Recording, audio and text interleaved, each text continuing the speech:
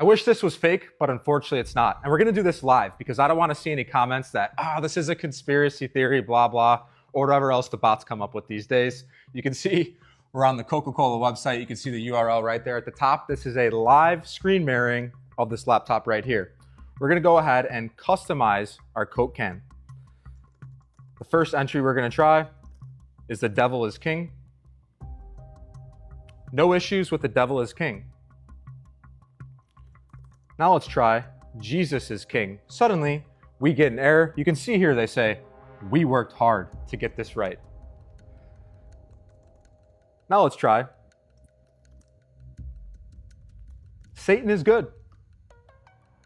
No problems with Satan is good. You can see it populate on the Coke can right here, but it gets better. Let's try Jesus is good. Again, we get that error, and you can go ahead and swap it with other religions. No problems there.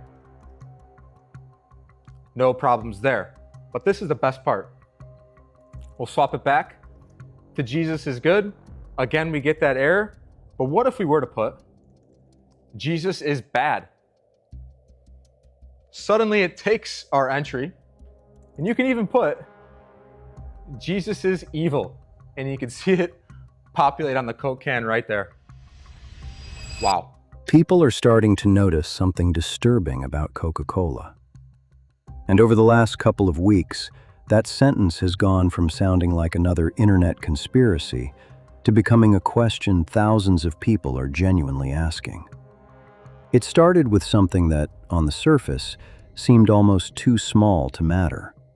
Coca-Cola brought back its personalized Share a Coke campaign, allowing people to type names and phrases onto virtual cans. But then people started testing the system. Some claimed phrases like, Jesus is King, or Jesus is Lord were being rejected, while references to Satan appeared to go through. And almost immediately, the internet exploded. For some people, this was nothing more than a glitch, a moderation system behaving inconsistently, a technical problem that Coca-Cola would eventually fix and move on from. But for others, this was confirmation of something they say they have suspected for years.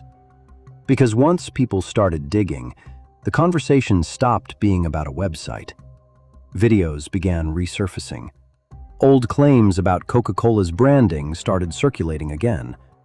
People began pointing toward imagery, symbolism, advertising campaigns, the company's strange place inside modern culture, and allegations that have followed this brand for decades. And suddenly, the question was no longer simply, why did the website reject the name Jesus? The question became, why have people been calling Coca-Cola spiritually disturbing for so long?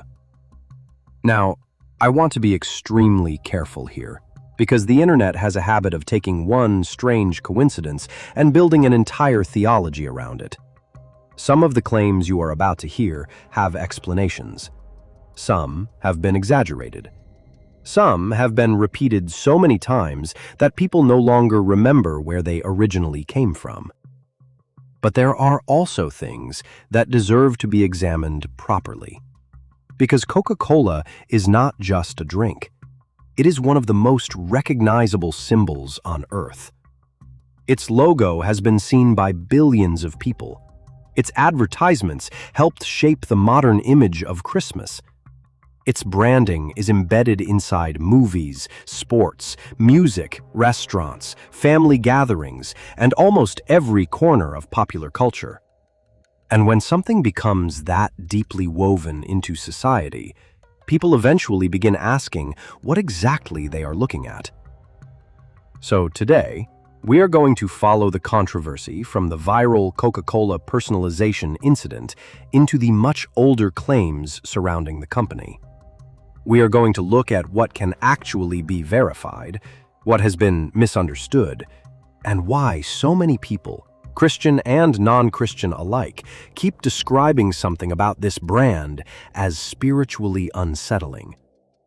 Because if all of this really is nothing more than coincidence, then coincidence has been following Coca-Cola for a very long time. And that is where today's investigation begins. How could this get worse? Okay, yeah, this has been all over the internet, but it's even worse. It's not the name of Jesus that they're censoring. Look. Jesus Christ. The name or phrase you've submitted is not permitted. Pause. Again, I'll say it's not the specific name Jesus. Look. Holy Trinity. The name or phrase you've submitted is not permitted. Holy Spirit. The name or phrase you've submitted is not permitted. Now I'm just really curious. Jesus is bad. Jesus is evil. Oh, okay. Jesus is God. The name or phrase you've submitted is not permitted. Christ is king. The name or phrase you've submitted is not permitted. Jesus is the devil. No way. Allowed on the freaking can. There you have it. It's not just the specific name Jesus. No, it's anything that has to do with God or Christianity. Man, they hate us so much, but Jesus called it. You can print Satan as king, but you can't print Jesus as king on a Coca-Cola can. Coca-Cola released cans that you can personalize. You can add your name to or add your own select phrases, but users found phrases like Jesus is king or Jesus is Lord were not accepted, while phrases like Satan is king and God is dead were approved. Coca-Cola has since paused orders and announced that they're working on these technical issues, and this has been pretty good so far.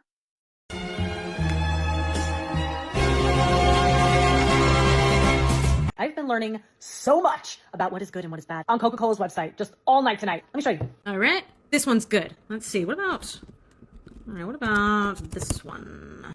No. Probably is bad. Yes, got it right. Here we go. That is allowed. Ooh. All right, that's allowed. That is also allowed. Let's just keep going, shall we? These are all the ones passing through their filtration system. What else is good? All right, there we go. That's good. Okay, we got that one. Nice. All right, what else is good? Oh, no, bad, boo. No, we don't like that word. This word, unlike the other words, is inappropriate or unsuitable. But this one's okay. This one's also fine. That's fine. This is acceptable as well. All right, let's see if this one's good. Bad. It's bad. This is good. Bad. Oh my gosh. Oh my gosh. Oh my gosh. Oh my gosh. What? No, they're so stupid. They're gonna get in so much trouble. You guys, not everything needs to be boycotted. Christians can be so easily offended when it comes to persecution and wanting to be the victim so bad when real persecution is happening overseas, when people are being killed for their faith. But the American church wants to get so up in arms about Coca-Cola apparently not allowing Jesus is king on a Coke bottle. When actually doing research, it's since then taken down, but they allowed a lot of things and then didn't allow a lot of things that had huge inconsistencies. They allowed Pepsi is best and not Pepsi is better. They allowed Jesus is God, but not Jesus is king. And it was probably just an AI tool to screen potentially offensive terms. But when the world acts like the world, I don't know why we're surprised. If we boycotted every company that does something worldly, we'd have no companies left to shop for. We fight a spiritual battle. We do not fight a flesh and blood battle. And we need to put the armor of God on because we have a real enemy, Satan. And our enemy is not Coca-Cola. Coca-Cola, hello. During this investigation, one of the strangest things I came across had nothing to do with Coca-Cola's website at all. It had to do with the name itself. Long before Coca-Cola existed, there was already an old Iberian and Latin American folkloric figure known by names like Coco, Cucuy, Cuca, and even Coca. Depending on the region, it was described as a kind of supernatural boogeyman, a frightening creature used in stories to scare children, and in some traditions, La Coca was depicted almost like a dragon or monstrous being. Now, I want to be very clear here. There is no historical evidence that Coca-Cola was named after this creature. The documented origin of the name is much simpler. Coca came from the coca leaf. Cola came from the cola nut, and the spelling was chosen because the two C's looked better together in advertising. So I'm not saying Coca-Cola secretly took its name from some ancient spirit. What I am saying is that when you are already investigating why so many people are attaching spiritual meaning to this brand, Finding out that the word Coca existed for centuries as the name of a frightening supernatural figure is one of those details that makes you stop for a second. But then something else happened during the research. I noticed a lot of Christians who were offended by the recent Coca-Cola controversy saying they were done with Coke and switching to Pepsi instead. And that made me curious. If people are abandoning one brand because they believe there may be something spiritually questionable behind it, then what exactly are they switching to? So I looked into Pepsi. And this is where I found something I suspect many of the people making that switch probably do not know. The man who created Coca-Cola, John Stith Pemberton, was a Freemason. And the man who created Pepsi-Cola, Caleb Bradham, was also a Freemason. Bradham was not simply loosely associated with the fraternity either. Historical Masonic records identify him with St. John's Lodge No. 3 in North Carolina, and he eventually served as worshipful master of his lodge. Now, again, membership in Freemasonry does not prove that either Coca-Cola or Pepsi was created for some occult purpose. There is no historical evidence that the formulas themselves were Masonic rituals, spiritual concoctions, or anything of that nature. But the coincidence is difficult not to notice. Two of the most famous competing soft drinks in the world, both created by pharmacists, both created by men who belonged to Freemasonry. And for those of you who know the biblical connection, this makes the pharmacist detail even more interesting, because the Greek word pharmakeia, from the same word family that eventually gave us pharmacy, is translated in the New Testament as sorcery or witchcraft. To me, that is at least a fascinating detail worth noting. So, if your response to the Coca-Cola controversy was simply, "Fine, I'll drink Pepsi instead," I think this is where we have to ask a harder question. Are we actually responding with spiritual discernment, or are we just reacting religiously? Because if you ask me, this creates something of a catch-22. If the concern is the spiritual roots behind one company, switching to another with remarkably similar roots doesn't necessarily solve the problem.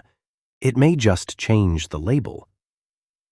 Because once you start digging into the origins of these companies, the story becomes a lot more complicated than choosing one logo over another. Do you think Christians are overreacting here? Because the truth is, most of us don't investigate whether the clothes we wear were made by specifically Christian companies. When you get on a plane, you don't ask whether the pilot believes in Jesus or whether he's an atheist. You don't research the spiritual beliefs of the people who bottled your water, packaged your food, built your phone, or manufactured your car. For all you know, some of the people behind the products you use every single day could believe in things you would strongly disagree with. So where exactly do we draw the line? Is this truly discernment? Is this what it means to walk in the Spirit and be sensitive to what we allow into our lives? Or are we sometimes reacting out of fear, association, and suspicion, then calling that discernment because it sounds more spiritual? I genuinely want to hear what you think, because I don't think this is as simple as saying, Coca-Cola is demonic, so drink Pepsi. If anything, the deeper you look, the more complicated that argument becomes. However, I will say this. If anything can go on the can, including some of the horrendous things we've seen, it does make the situation something we have to pay attention to. It's definitely weird, especially if you're a person of faith like I am. Let me know your thoughts in the comments below. As always, I've been your host, Nathaniel, and I'll catch you in the next video.